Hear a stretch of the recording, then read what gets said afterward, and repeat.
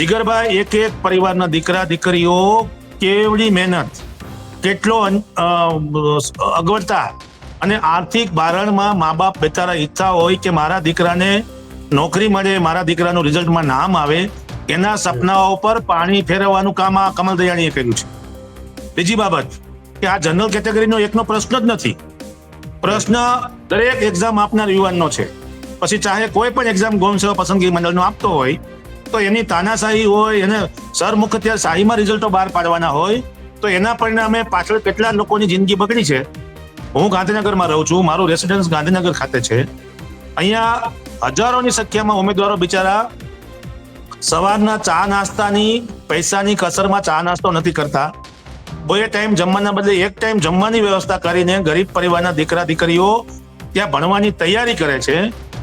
એવા વિદ્યાર્થીઓની આંખમાં તમને આંસુ લાવવાનો અધિકાર કોણે આપ્યો? એટલે કે આ કમલ દયાણીનું સરકારને બદનામ કરવાનું અને ખાસ કરીને વિદ્યાર્થીઓની જિંદગી સાથે છેડવાનું કામ કમલ દયાણીએ કર્યું છે અને એને ભોગવવાનું રહેશે. સરકારે પણ આ વિચારવું જોઈએ. આવા અધિકારીના પાપે કેટલા લોકોને, પ્રજાને અન્યાય થાય છે એની એને કાળજી લેવી જોઈએ અને આવા અધિકારીને હકાલપટ્ટી કરવી જોઈએ.